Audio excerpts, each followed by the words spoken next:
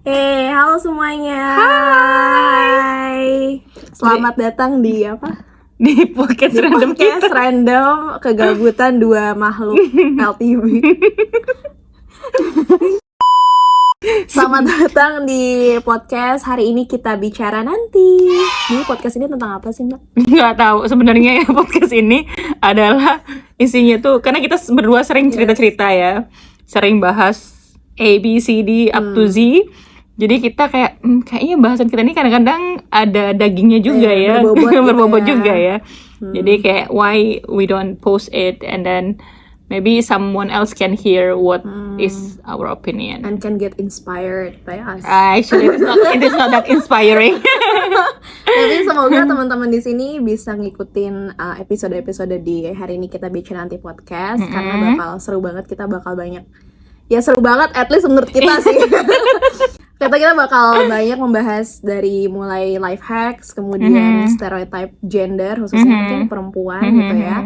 Kemudian kehidupan kampus atau pasca kampus. Kemudian untuk teman-teman yang mungkin ngerasa insecure, kita mungkin bakal juga ngebahas soal Iya, itu. karena kita juga insecure sebenarnya ya. Kita juga insecure sebenarnya ya. Oh, enggak, saya insinyur bukan saya insecure. Engineer.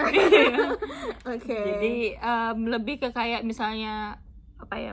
Perspektif Azri terhadap sesuatu dan perspektif aku terhadap sesuatu. Jadi kayak sharing gitu. Betul. So what's our topic today? Jadi kita stay tune dulu aja ya untuk Iya. teman-teman, jangan kemana-mana.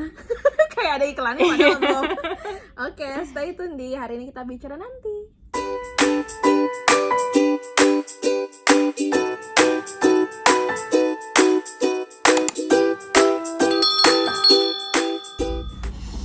Oke, so mungkin biar kami kenalan dulu kali ya. Jadi biar lebih dekat. Nanti kalau misalnya teman-teman mungkin ada pengen reach out, kami berdua gampang gitu karena udah kenal. Richard aja di Mones, rupanya di LTB lantai 3 ya.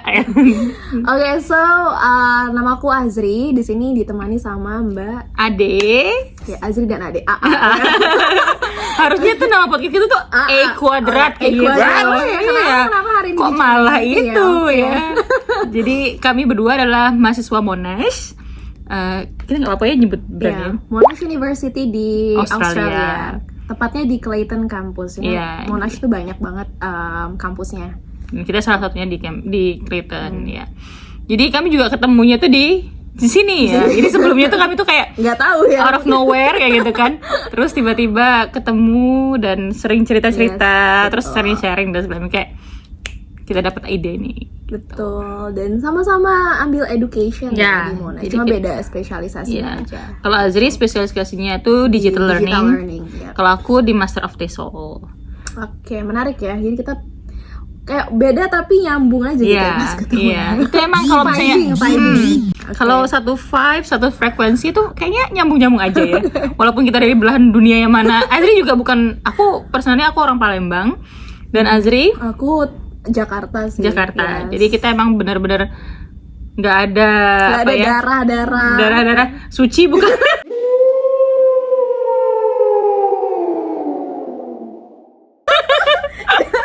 Kita cuma ada darah muda aja sama kurang darah. Anemia dong. Atau insomnia ya bukan? Nih ini recehnya nih sebenarnya. So, tapi kayak menarik ya. Kan kita berdua kuliah di luar negeri, terus kita perempuan. Jadi ya mungkin yang mau aku angkat topik hari ini adalah tentang perempuan yang kuliah lagi. Daripada memikirkan mungkin kenapa sih kok malah nggak mikirin nikah, atau misalnya ya mikirin hal-hal lain yang mungkin dalam tanda kutip keperempuanan lah gitu. Kok malah milih studi sih gitu. Mana jauh pula ya.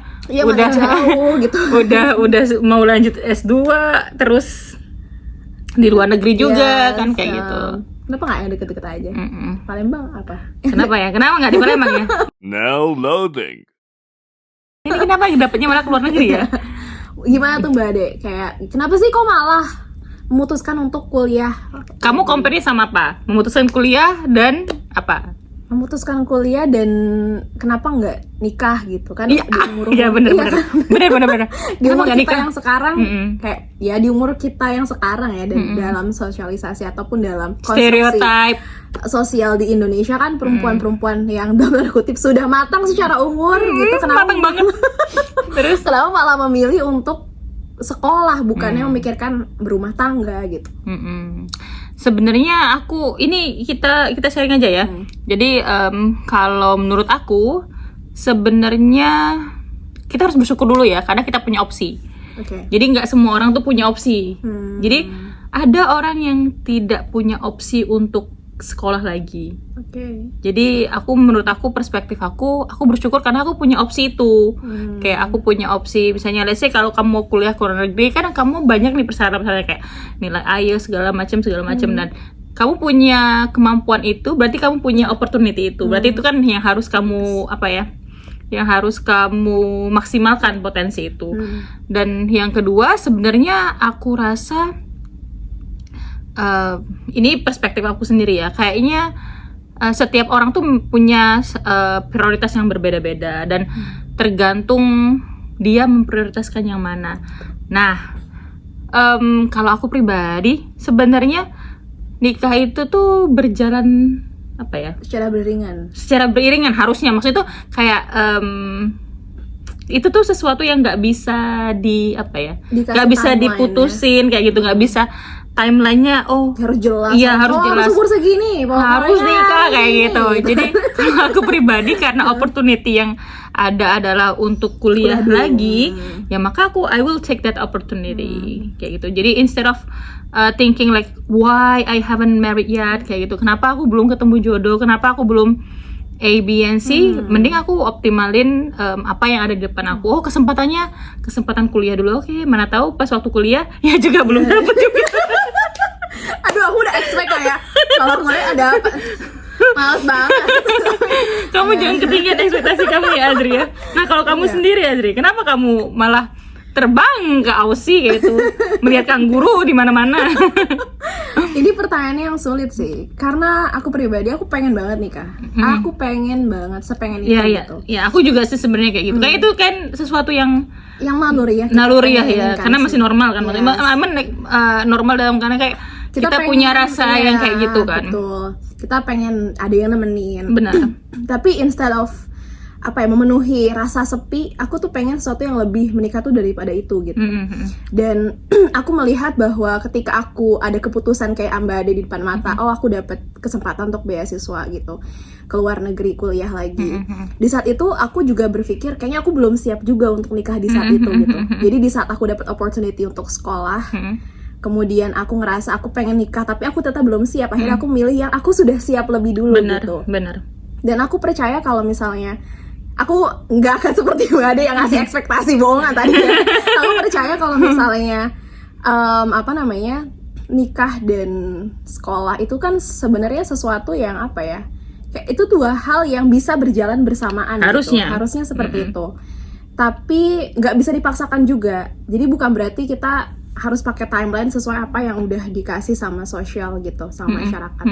Dan kesempatan yang ada ya emang benar ya kuliah dulu. Nanti kalau aku udah ngerasa aku settle, aku udah ngerasa aku yakin, aku percaya bakal ada jalannya. Kayak contoh gampangnya adalah ketika aku mau kuliah lagi, ketika aku mau kuliah di luar negeri, misalnya ambil beasiswa gitu. Itu pasti akan ada jalan. Kalau misalnya kita udah siap lahir batin, itu pasti akan dimudahin jalannya gitu. Benar. Nah mungkin pada saat itu aku belum siap keduanya gitu. Benar. Makanya belum dibukain jalan. Benar. Jangan-jangan sekarang masih belum dibuka-buka juga. Benar. Tapi kita nggak tahu ya penilaian kita sebagai makhluk dan penilaian pencipta itu seperti apa, kan beda gitu. Dan pasti ada waktunya. Jadi kalau nggak dimaksimalin kita malah galau, mikir aku mau kuliah lagi atau mau nikah ya. Udah pasang yang udah di depan mata kesempatan itu gitu. Bener. Tapi aku mau nanya nih sama Mbak Ade, kayak ada nggak sih perasaan guilty atau perasaan tertekan karena mungkin orang-orang lihatnya, buang-buang waktu kuliah di umur yang kayak gini yang harusnya udah bisa membangun rumah tangga yang harmonis misalnya atau segala macam. Pernah sih ada perasaan yang takut nggak bisa memenuhi ekspektasi itu, atau takut bener kata orang-orang kayak buang-buang waktu gitu. Nah yang harus aku pribadi yang aku harus sadar bahwa ini adalah keputusan yang kita buat secara sadar. Jadi kita harus sadar bahwa kayak, makanya kita harus tahu, you have to know yourself. Kayak ketika dan kita juga tahu bahwa kita tuh batasnya cuman berusaha doang. Jadi aku nggak, to be honest, aku nggak ngerasa feeling guilty karena aku tahu kenapa aku belum nikah, kayak gitu, kenapa ini dan kenapa itu, kayak walaupun aku nggak tahu secara gamblang, tapi aku percaya kalau misalnya Tuhan itu pasti ngasih yang terbaik. Jadi dan aku percaya bahwa semua itu memang benar-benar ada timeline-nya. Jadi kapan kita, dan aku misalnya kayak, dan jangan compare sama orang lain. Nah itu sebenarnya. Jadi kita tuh kalau kita tidak mengcompare diri kita ke orang lain, kita insya Allah kayaknya aman-aman aja deh hidup kita. Maksudnya tuh, I mean like kita nggak ngerasa ketinggalan, kita nggak ngerasa itu karena kita punya waktu kita sendiri. Jadi aku pribadi ngerasa nggak guilty karena sebenarnya aku lebih merasa bersyukur karena semakin kita melihat berbagai macam lensa kayak gitu, semakin banyak kita melihat hidup ini dengan berbagai sudut pandang, kita kan nggak jadi fokus ke satu doang. Misalnya kayak gini, kita mungkin mikirnya bahwa nikah itu indah-indah banget, tapi kan kita melihat yang lain juga kayak ada yang tragedi yang kayak gini. Mungkin kita jadi mikir, kalau misalnya aku nikah, apa mungkin kayak gini? Jadi sebenarnya yang kita harus shifting itu adalah perspektif kita terhadap apa yang terjadi pada diri kita ya. Misalnya kayak, oh kalau aku mungkin nikah, mungkin aku belum siap. Kalau aku mungkin nikah, mungkin nggak sih problem ini bakal terjadi ke aku. Jadi lebih ke kayak mengambil baik-baiknya yang ada di hidup kita. Toh menurut aku sih Tuhan tuh ngasih apapun yang kita butuhin kok. Jadi even kamu nggak minta pun ya, kalau itu butuh pasti dikasih. Iya kan? Jadi apalagi yang sesuatu yang kita pinta. Jadi dan Tuhan tuh pasti kayak ngasih semua yang kita pinta, tapi ada timingnya. Berarti as long as kita minta, as long as kita jadi orang baik, as long as kita nggak ngadi-ngadi, menurut aku sih nggak macam-macam ya maksudnya. Ngadi-ngadi bahasa apa itu ya? Aku nggak ngerasa guilty dan aku juga nggak ngerasa ketinggalan dari orang lain karena aku punya time aku sendiri. Betul. Dan misalnya kayak let's say misalnya orang di usia 22 dapat ini karena dia juga mungkin belum merasakan yang ini. Misalnya kayak ada yang kerja dulu baru S2, ada yang langsung S2 setelah. Jadi kan yang didapetin pelajaran misalnya dari anak S1 langsung S2, berarti dia kan nggak ada pengalaman kerjanya. Nggak ketemu orang secara banyak, nggak terlalu banyak collaborate dan segala macam. Yang kerja tapi S2-nya nanti berarti dia udah banyak pengalaman kerjanya kan, tapi studi lagi. Jadi kayak itu tuh cuman shifting aja sih kayak menurut aku kayak gitu. Sama kayak orang yang udah nikah misalnya.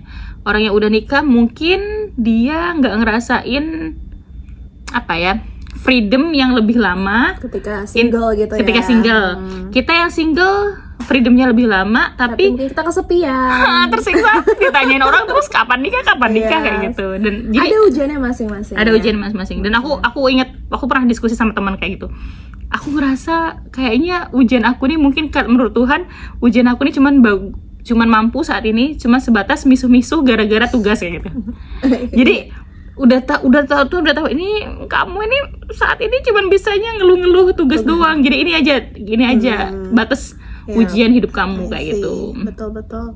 Jadi jangan terlalu terpaku sama konstruksi sosial, masyarakat, karena kita punya pace-nya masing-masing. Benar. Maksudnya kita udah terlahir dengan start yang berbeda, gitu. Jalan hidup yang berbeda. Benar. Dan untuk nge-compare diri kita dengan orang itu udah sesuatu yang menurut aku bias sih. Iya, nggak apple to apple banget. Iya, karena udah beda dari awal. Kayak misalnya ada mungkin orang-orang yang punya dalam tanda kutip privilege gitu ya.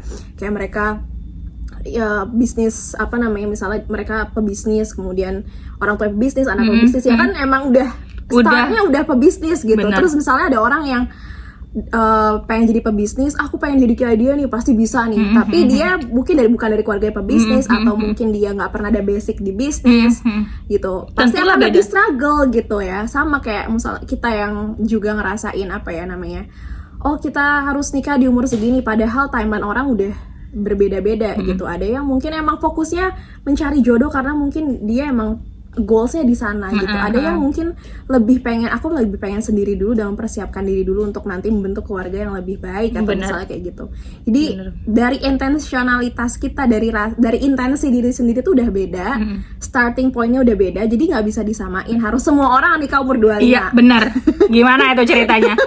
Repot lah kau. Kalau semuanya mau nikah di usia 25 kan kayak gitu. Oke, mungkin aku punya satu pertanyaan terakhir sebelum kita menutup sesi ini. Asik. Satu pertanyaan terakhir aku bener-beneran ya.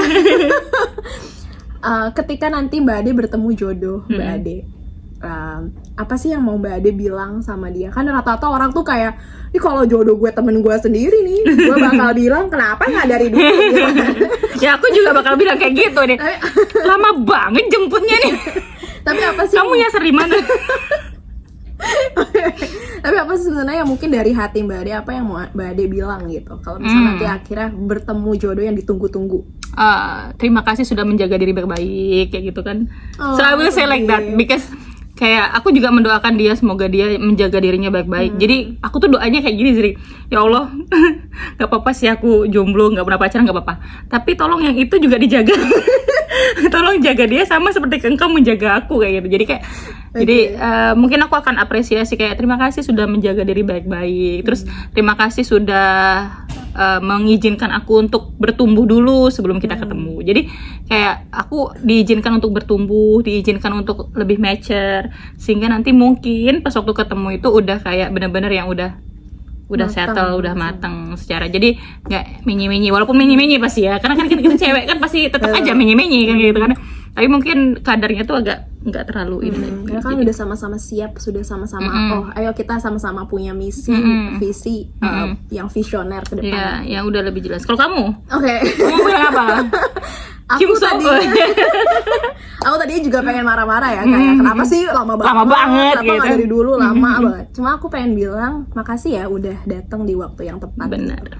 Makasih udah hadir di waktu yang udah setepat ini kamu datangnya gitu.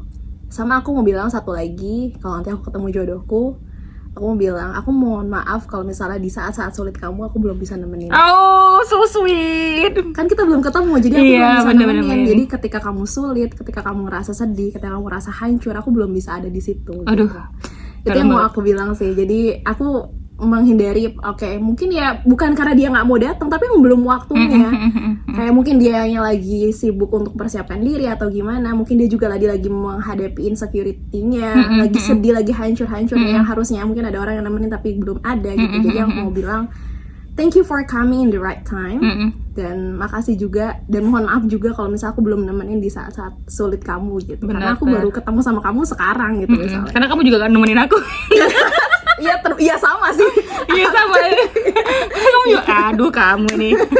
Oh jadi kita blaming kan. Kamu harusnya datangnya lebih cepet gitu, biar aku temenin gitu. Iya ya.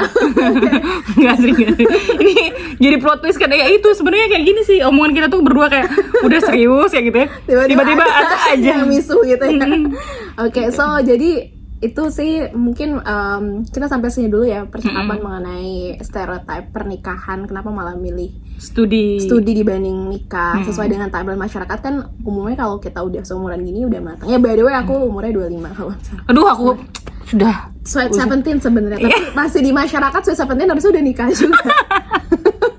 Jadi makanya di umur-umur yang sekarang, di umur-umur kayak aku gitu, harusnya orang udah nikah dong. Umur aku juga orang udah punya anak. Iya gitu kan, tapi kita milih hal yang lain gitu, dan itu nggak bisa disamain setiap orang. Iya, dan nggak apa-apa. Jadi it's good because you have a choice. Jadi teman-teman nggak perlu khawatir karena kalian nggak sendiri. Ada kita. Jadi nggak usah ngerasa sendiri karena timeline itu masing-masing orang udah punya masing-masing ya. Masing-masing orang udah punya masing-masing sih. Masing-masing orang udah punya timelinenya masing-masing. Udah punya, jadi nggak usah ngerasa ketinggalan, nggak usah ngerasa ngeduluin. Aku ngeduluin dah. Iya, gitu. Nggak usah Karena udah diatur semuanya. Jadi no worries. Yes, and no need to rush. Ya. Yeah. Karena semua orang itu punya timeline masing-masing. Betul. Oke, kalau gitu makasih banyak udah dengerin ya di episode pertama. Kita ketemu lagi di episode selanjutnya. Bye-bye. Dadah.